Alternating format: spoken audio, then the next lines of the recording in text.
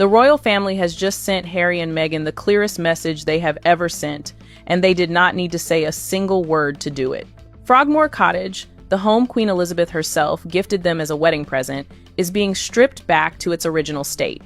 Every renovation, every design choice, every trace of Harry and Meghan is being demolished and erased like they were never there. Prince Harry and Meghan Markle are being erased from the history of Frogmore Cottage. It seems, as it's been revealed through The Sun, that assessments are being made of the property to see if it can be split yet again into either multiple residences, and basically to erase every single trace of Harry and Meghan on the property. Harry and Meghan spent $3 million transforming that cottage into their dream home. They lived there for barely 10 months before running off to California. King Charles then evicted them in 2023, right after Harry published his tell-all memoir, Spare. They said they wanted a life away from the royal spotlight. Now, apparently, that's going to be even easier for Prince Harry and his wife, Meghan. The Duke and Duchess of Sussex are confirming they have been evicted from Frogmore Cottage at Windsor Castle as the rift in England's royal family apparently grows even bigger. And now the palace is not just moving on. They are actively wiping Harry and Meghan off the walls. The cottage will be converted back into staff apartments. The same staff that Meghan reportedly made cry will now be living where she once slept. Speaking of, a reunion, I don't see it happening anytime soon because Frogmore Cottage, where they used to live, basically the royals have gotten rid of any remnants and traces of Harry and Meghan. And Harry is reportedly furious. The man who has spent years claiming he wants to reconcile with his family is watching the palace bulldoze every memory of his time there. If there was any doubt about whether the royal family wants Harry back, this answers that question very loudly. The prince has been rejected and is no longer wanted by his own people. The royal family took this step after Harry made plans to return to the United Kingdom, either to make peace with his family or reconnect with his roots, but he has been met with rejection. Now, he is experiencing a meltdown, but Harry himself is responsible for this meltdown. He wanted independence. He wanted freedom from royal responsibilities and royal troubles. But now, the reverse is happening. He wants a stronger connection with the royal family once again, yet he keeps facing rejection at every turn. Any hopes of Prince Harry returning to the royal family appear to be dashed. The palace was quick to shut down rumours of a royal comeback, with the king reportedly ruling out any suggestion of a part-time role for the Duke of Sussex. When Prince Harry and Meghan left the royal family, they made it clear to everyone that they wanted to be financially independent and would no longer require funding from the United Kingdom.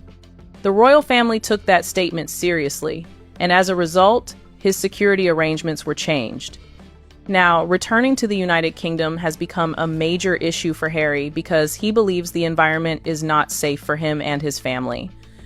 He took the government to court over the decision regarding his security arrangements, but he lost the legal challenges brought forward by him and his legal team.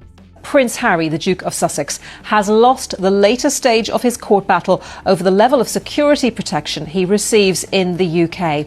His taxpayer-funded protection was downgraded 5 years ago.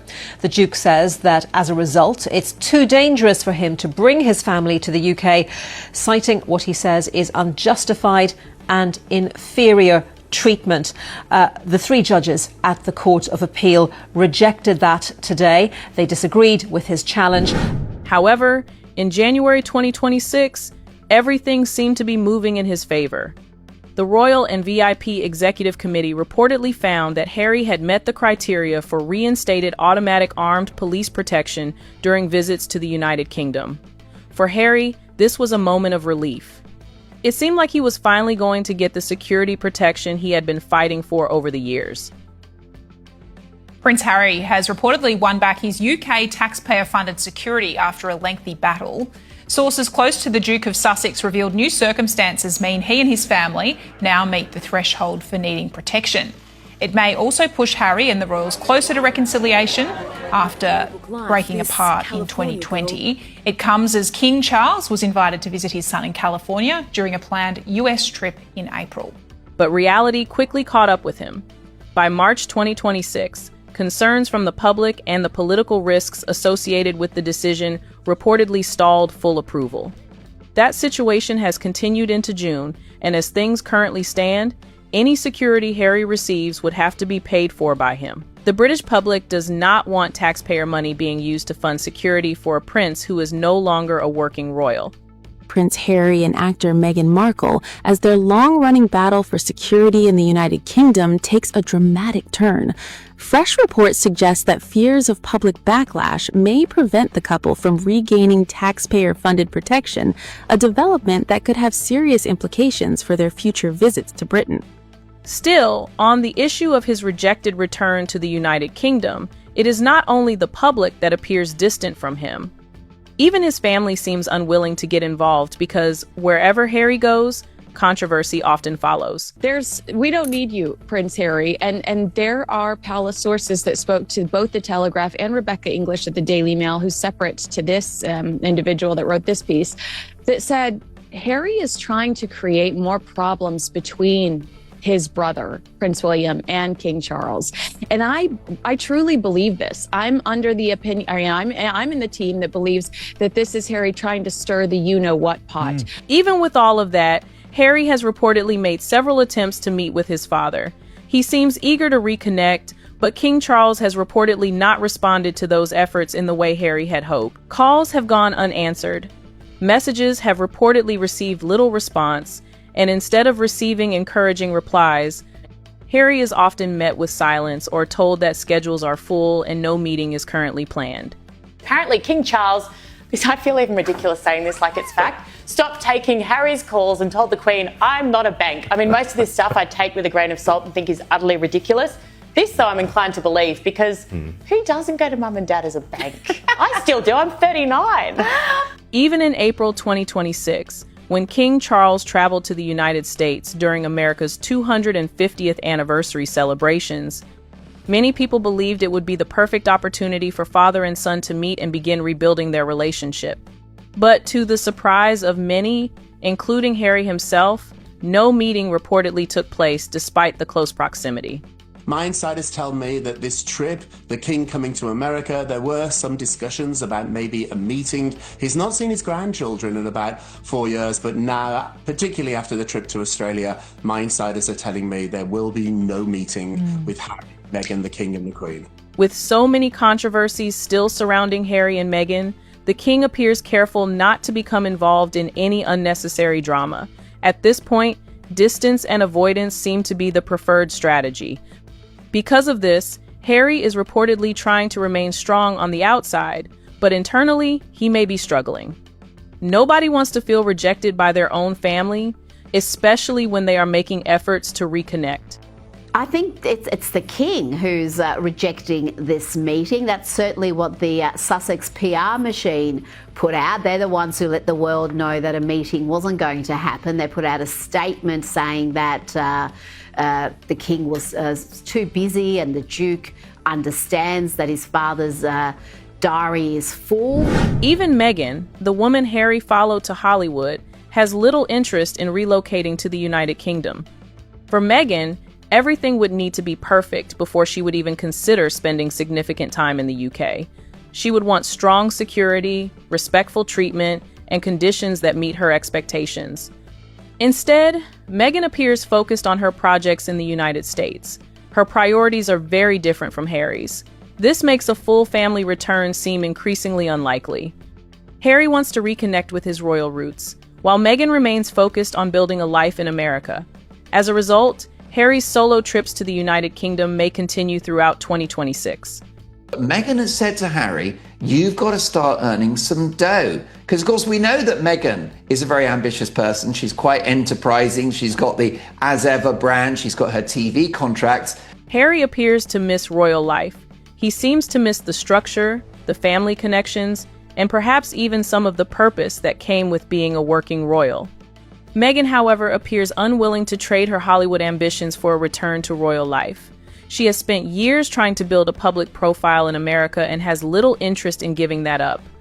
This creates a conflict of interest that makes Harry's situation even more complicated. Even Harry's legal battles are not completely over. Court proceedings and legal disputes continue to keep him in the spotlight. To many people in the United Kingdom, these ongoing legal fights create the impression that Harry is still combative rather than focused on reconciliation. Well, he told the High Court he was conditioned by the never complain, never explain policy and felt he had no alternative but to accept it, kind of pushing blame on the British royal family. Yet he contradicts himself somewhat later on in his testimony, acknowledging that complaining often makes matters worse. That is a lesson many would argue he has learned the hard way. Multiple appeals concerning security arrangements have either been rejected or failed to move forward. Some never even reached a full hearing stage before being dismissed. For Harry, these repeated setbacks are a reminder that times have changed. He may once have been one of the most popular royals in Britain, but public attitudes today are very different. And Prince Harry has lost his legal bid to have his police protection reinstated in the UK. Harry argues he and his family still require armed security when visiting England due to hostility on social media and the news media following them around. Every attempt to improve his security situation appears to face resistance, and this has reportedly left him frustrated. He may wonder how things changed so dramatically. The answer, according to many observers, is that the choices he made after leaving royal life have contributed to the position he finds himself in today. The British public is also playing a role in this situation. There has been growing concern among taxpayers that public funds should only be spent on royals who actively work on behalf of the monarchy.